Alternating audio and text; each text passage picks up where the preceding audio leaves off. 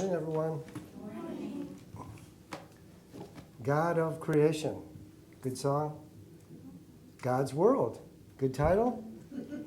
Here we are in God's world. What is God's world? Sometimes we don't really think about that or look at it that way. That's a question we all have to answer individually and collectively. What is God's world? What does this world mean to us? What does this world mean to creation? And what do we mean to this world? And what do we mean to creation? I got this. This is a new poem from Spirit, and I think that it will help us with our clarity. So here goes. And it's called At Peace. The beauty of the morning sun reveals the gift at hand, the breath of God expressing a creation oh so grand. Harmony sustains the life we choose to partake of. No such thing as idle days, just ever-flowing love. The push and pull of struggle can sap the sweetness of life. Think about your choices, a carousel of voices. The gentle one within our heart can free us from the mind and guide us through this maze of life to be, not be defined. This is God's world. And it was created in love, as love, and a place for us to be. And it's time to kind of be aware of that. That's God's world. We live in God's world, and yet we live according to man world laws. So we're kind of get confused sometimes. So to begin to understand and ask that question, what is God's world? God is our Father. We're the children of God. And it's an opportunity now more than ever as the veils are lifting and the energy is shifting and raising and our consciousness is expanding so that we get greater insights to who we are and what life is and maybe our relationship with God and life. God's world. Last night when I was working on this and I was meditating and talking to God, and I need all the help I can get. So I asked Jesus, I want to get this right today, because I think it's important to understand that this is God's world. And so I asked Jesus for some words to share today, and these are words from Jesus. Love is the essence of life. Life is the essence of your planet Earth. Earth is a living, breathing, evolving expression of Father's love. A place to experience the spectrum of love. Look at the harmony of life. She reveals life supporting life. If you would surrender to love, greater life will be revealed to you. My peace to you. Simple, and yet so profound. And I just feel that that is the key that we've misplaced. The simplicity of life, the importance of simplicity. To begin to understand that this planet Earth is love, manifestation of love. And to begin to look at it that way, perhaps we could appropriate more love in a way that would support us in our journey, in our soul's journey. To begin to look at it like that. Planet Earth's a beautiful place, and it's before us, the simplicity of life. Life supporting life. And so as we begin to have that awareness, perhaps we could participate in supporting life, the life of the planet and all life on this planet, supporting the lives of one another. For another song, we are the world, you see? So as we support one another, connect with one another, we begin to feel and know the energy of oneness. Two spiritual insights of maybe what the world is from this poem, which was from Spirit, from the words that were from Jesus. And I wanted to read a quick story out of the Aquarian. And this is chapter 25. And this is a parable about the nobleman and his sons. Jesus is speaking. He's in India. He's around 16 years old. And he's speaking to the Sudras, which were a slave consciousness class of people in India. So he tells this story. A nobleman possessed a great estate. He had 4 sons, and he would have them all grow strong by standing forth and making use of all the talents they possessed. And so he gave to each a share of his great wealth and bade them go their way. The eldest son was full of self. He was ambitious, shrewd, and quick of thought. He said to himself, I'm the oldest son, and these my brothers must be servants at my feet. And then he called his brothers forth, and when he made a puppet king, he gave him a sword and charged him to defend the whole state. And when he gave the use of lands and flowing wells and flocks and herds, and bade him till the soil and tend the flocks and herds, and bring to him the choicest of his gains. And to the other one he said, you're the youngest. The broad estate has been assigned. You have no part nor lot in anything that is. And then he took a chain and bound his brother to a naked rock upon a desert plain, and said to him, you've been born a slave. You have no rights, and you must be contented with your lot. For there is no release for you until you die and go from hence. Pretty good story, huh? Pretty true story. A story that has played out over and over and over in the epoch of time. If we look at this as God's world, I don't know how much right we have to stake a claim and then define others in their lot in life. And yet it seems such a normal thing to do in some worlds.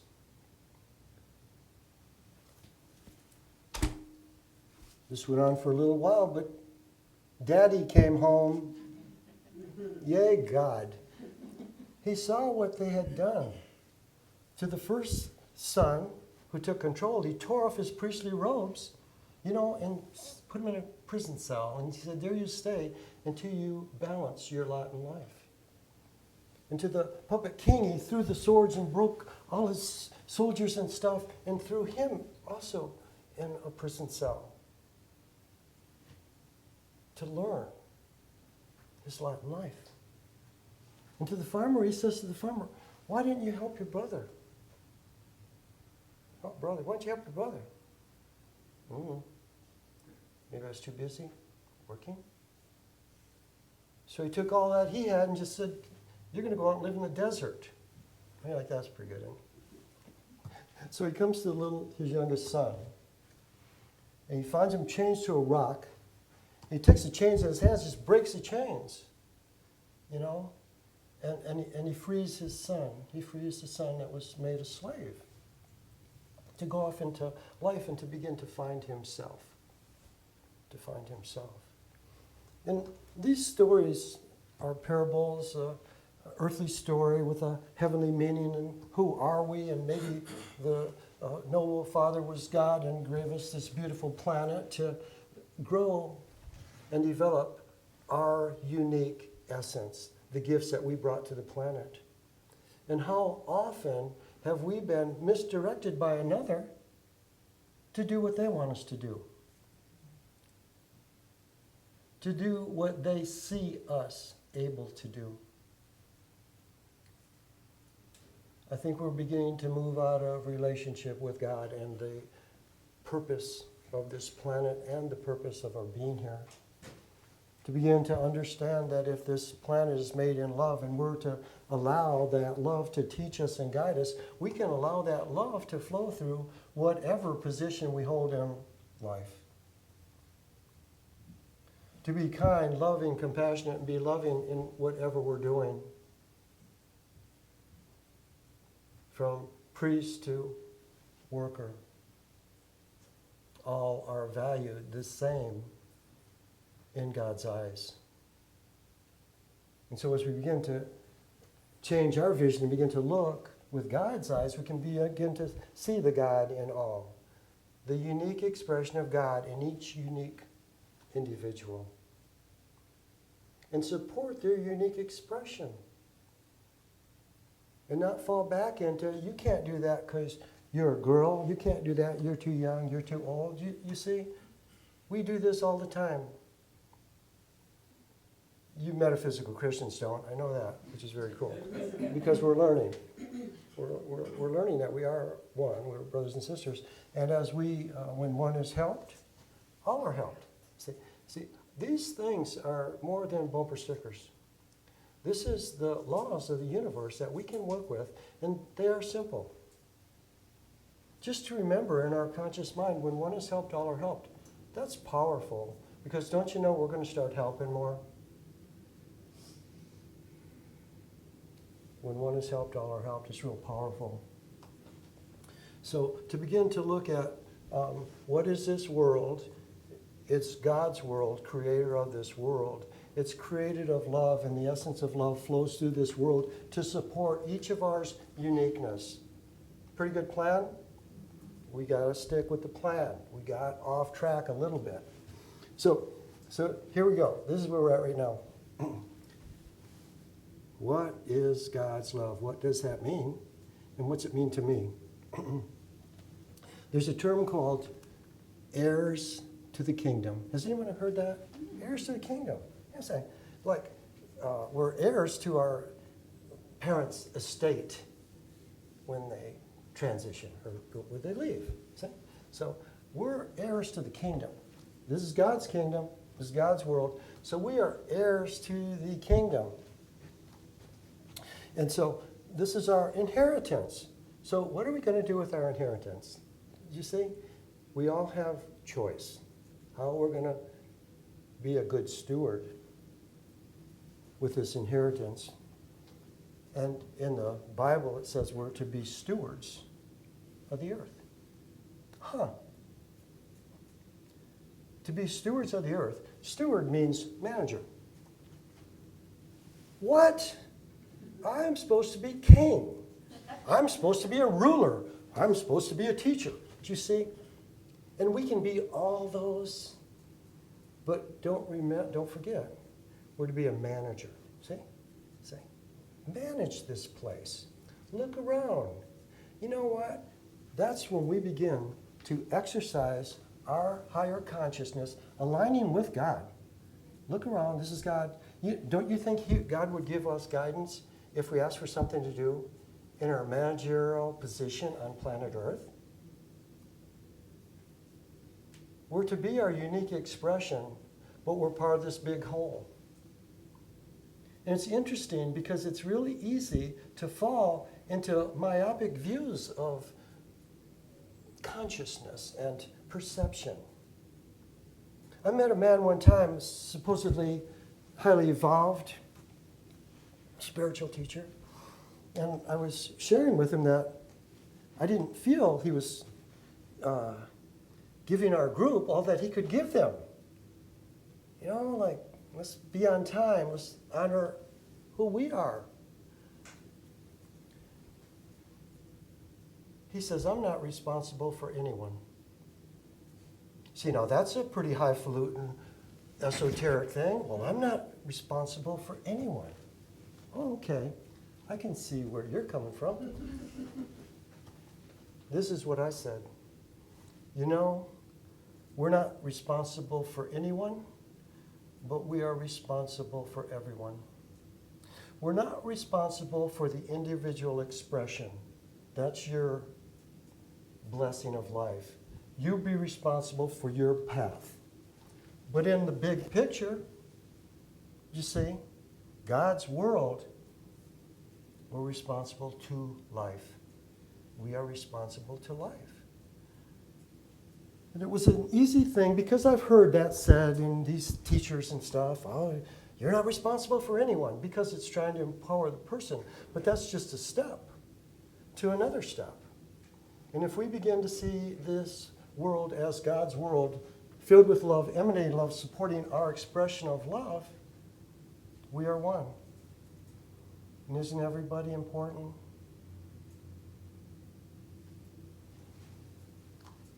The steward's a manager. So we can do our individual journey that we came for our soul, but we're part of this team on planet Earth right now. You see, we're part of the team. And so if we can acknowledge that, lovingly allowing the flow to connect us all, then we can all lift the whole. We can all lift the whole. We're here to steward the continued health, growth, and beauty of our ever-evolving world. So our world's ever-evolving. The Earth is ever-evolving. The vibration of planet Earth is rising. See? I can give you a site on the internet, and you can check it every day. The fluctuation of the vibration of planet Earth. It's evolving into a higher vibration, i.e. maybe a higher consciousness. As we clear the baggage that we drag around for lifetimes and lifetimes and lifetimes, we get clearer and purer, and our vibration raises. Do you see? So that we can now vibrate at a higher level of frequency and begin to experience a higher level of consciousness. We are in evolution, spiritual evolution. You know, evolution, they want to make a bad word out of it. Oh, I'm not an ape. We're not talking about that. We're talking about spiritual evolution. Spiritual evolution. We are in this journey of spiritual evolution. We, not a few special people. We all are. You see? And when we see that in oneness, then we can help each other. We can help each other. Oneness. So this means life in this world. This means all kingdoms and levels of consciousness on this world. Here's some hard truth for us humans. Humans see the world through human eyes and with human consciousness at its various levels. There are many shades of people on the planet, many shades of consciousness, levels of consciousness of people on the planet, and say they all see the world differently. They're all a child of God. They're all a child of God. But we're looking at it from this one perspective. So here's a question. How might the consciousness of plants view life on this planet? We know that plants have consciousness. We've done scientific experimentation to show their reactions to certain stimuli that we would equate to awareness. Well, they certainly don't live in human consciousness, do they? So they certainly wouldn't see the life that we see it, do they? But do we honor that? They're supposed to serve us, aren't they? You see? No. They're God's creation. They have consciousness. They're on this planet also. How might the consciousness of animals view life on planet Earth? And everyone's got a dog or cat, talks to it. i.e., a consciousness, you see. And they relate and react and love us, you see. They love us more than an animal would love us, wouldn't they? At least my dog loved me more than most dogs would love anybody else. That's a joke, okay? But their view of life on planet Earth would be different from ours, wouldn't it? Do you see? But do we take that into consideration with animals? And I'm not even going to get into the ones we eat. We'll talk about our pets because that's more loving and soft and cuddly. What might the mineral kingdom view life as? We are a crystal-loving church here. And we know that minerals and stones and crystals have consciousness. We buy them for the consciousness of love they might hold, the healing energy they might hold, the spiritual insight and upliftment they might give us. They're just not an inert lump of matter.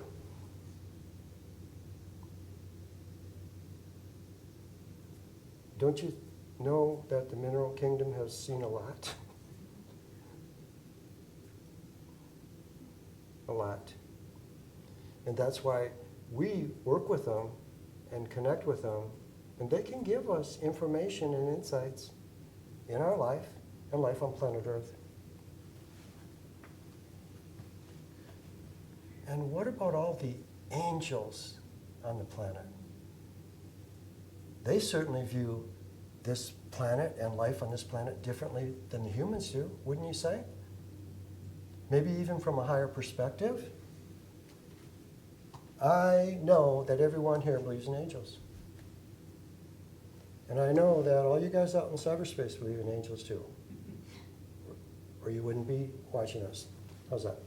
So, to just take into our conscious awareness some of the other life forms that we are walking through life with, that have just as much right to be here as we do. And their divine purpose might be something we could not even comprehend. We're trying to comprehend our purpose. So when we begin to just say God's world, maybe we could just expand our vision a little bit more. Maybe it's so much more than we could even believe or think. You see? We look at a globe, or we look at a picture of the Earth from space, and it's a spherical energy hurtling through space, you know. But there is a purpose and intention to this planet. And this is a beautiful planet. And what we can do is begin to tap into Mother Earth and Mother Earth energy and all life on the planet, and perhaps we could be gifted with insight. Metaphysical students, the law of order. The law of order is a good one. The universe operates in order and harmony. How many believe that? Everybody raises their hand. The universe works in order and harmony. Okay. Everything is in right relationship with the whole. So I guess that would mean like everything's in its perfect place. If everything is allowed to be, all will be in divine order. So that's the big picture, okay? God creates, okay? This is God's creation. This is God's world. He creates a universe. And we teach these universal laws in our metaphysics class.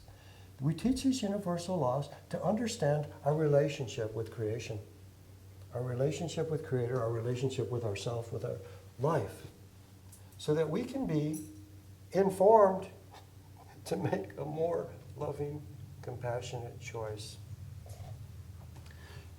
I think the buzzword for this law is really cool, and I think you will too. How's this? Release personal will. See? Not my will, but thy will be done. You see? So, to release personal will. Gosh, don't you think that elder son had a little personal will going? And don't you think that younger slave brother had no will going? You see? We might look at that as right use of power and the use of no power. You see? The benevolent, compassionate elder brother. That's what we look to Jesus as, don't we? our elder compassionate brother. God is our Father, to guide us lovingly, to show the way, to be the pattern. Release personal will. And then the second word, relax. It's like, let's just relax a minute, okay? How about this? God's got it. God's got it. And like Cindy, and I also, we have something we're dealing with, say, well, I guess I'm just going to give it to God. But this is what she says about me. I'm just going to give you to God, Patrick. We need a little divine intervention going on there to flow. So to begin to understand, God's world. What is God's world? It's a sphere of love. We are so blessed to be here. Do you see? When we say those words, we live in a loving, supportive universe. That's the truth. That is the truth. To begin to understand that.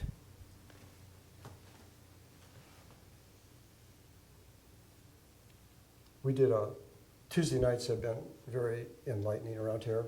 And Cindy's been guiding us in a little series. And the first Tuesday night, we went back and talked to our little child. The second Tuesday night, we talked to future self? Okay, our future self. And then what we do is we write a letter to it. And maybe to our younger one, we'd say, hey, everything's going to be okay. Just relax. How's that? Relax a little bit. You're going to turn out fine. Blah, blah, blah, blah, blah. Because we've all heard of inner child or little child work and stuff like that. And it's all in consciousness. So we write a letter, and what it is, it's healing. It's a very healing, transforming thing. Future self. This is very interesting. Because we're multidimensional beings. Future self. So we looked at ourselves in the future. Wow. So I did the meditation. I'm going, oh, this is so great. I've got to sometimes tie my foot to the chair because I'll go too far. I forgot to tie my foot that night. So I'm lifting up and our future self, and it's like so great, And so I'm lifting up and I connect with my future self. He's not on planet Earth, you see. And the place he was at, this was totally loving. It was a place, totally loving, where people lived in love all the time. You see? Doctors, lawyers, teachers, garbage farmers, whatever. Everybody lived in love. And so we write him a letter. And I said, future self, moi, great. I said, I am so glad you chose to go to a world where love is accepted. You see? A place where love doesn't have to be learned. You see? And I goes, oh, that's great. What am I waiting for? You see? No. Do we ever have to wait? No. So my job, my mission, if I choose to accept it, is to accept the love of this world, to accept the love of Mother Earth, our world, to accept the love of the plants, the minerals, the animals, the whatever, everything, all life form, angels, the fairy kingdom, see? So if that's my intention now, to live in a world that accepts love, I have to be the first one going there. Do you see what I'm saying? For me. And we don't, it seems like, I'll say this, but maybe I shouldn't.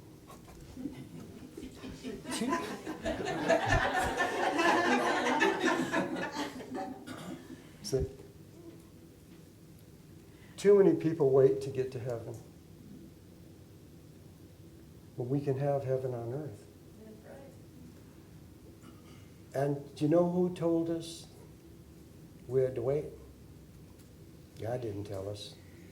God didn't tell us. Man's rules and laws and somebody putting on priestly robes, you see? Or somebody putting on armor. Or even when we know we don't have to, they'll chain us to a rock. You're staying here and suffer with us. You see? So we don't have to wait to experience of love. But we have to be, in our own little world, the first to accept it. I am going to accept that this is a world of love. Planet Earth is a sphere of love. And at the core of every creation is God. God is love. God is in every situation, and God's in you. That's God's world. Is everybody ready to choose God's world? Yes. Let's go with Him. So as you close your eyes and breathe, just let that holy breath just take you right down into your heart. Just breathe holy breath and feel it just going right into your heart. And as it moves into your heart, just see your heart begin to grow and expand, and just allow your inner garden, the garden of your heart, to begin to appear. And in the garden of your heart, you are ever safe and ever loved. For within the garden is the one who cares. So just breathe and just allow your consciousness to move through your garden. And just appropriate all the love that's here for you. The beauty that's here for you. The peace that's here for you. The safety that's here for you. All that you could ever dream resides in your heart. So just breathe in this energy of love and acceptance. And as you breathe, just feel your energy feeling stronger. See your energy getting brighter and lighter and freer.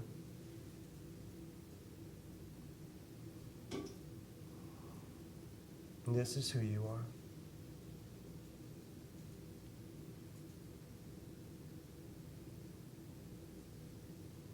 Breathe this energy, I am, and feel your inner strength, your inner joy, your inner wisdom, and your inner love.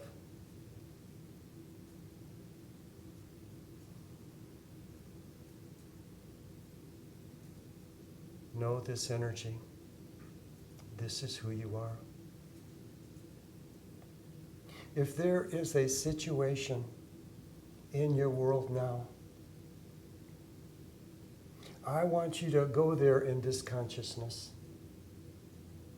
In your beauty, your strength, your power, your connection with God.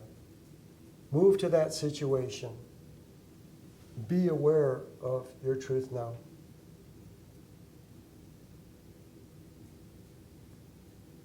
And ask to see the love. Ask to see the love. Ask to see God. In every situation, God is. God is within you. When you ask these questions and just breathe and feel your love, just be aware of the scene beginning to shift. Begin to see a new perspective as you look at it from a higher perception. And just breathe and just allow your essence, your love, to flow into that situation. And as your essence Your vibration flows into the situation. It goes to the core of that and begins to quicken that and raise that vibration into a vibration of love. So just breathe and feel God's love moving through you and moving through this situation now.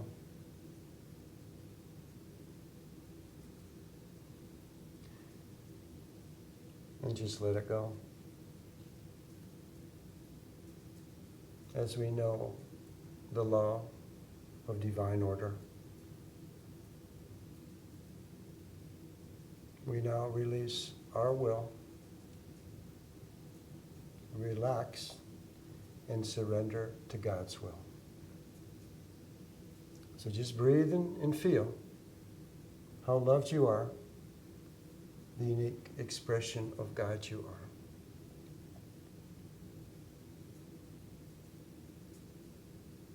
Take a deep breath and feel your consciousness returning to your physical body as you sit in your chairs.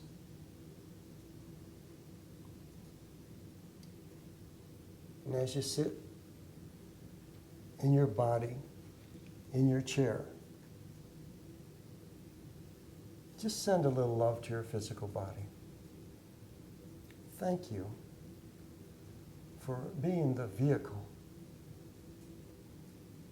that gives me all these experiences. So just breathe and feel. And feel God's love just showering over you. And I want you to just gently wiggle your toes and fingers and gently open your eyes.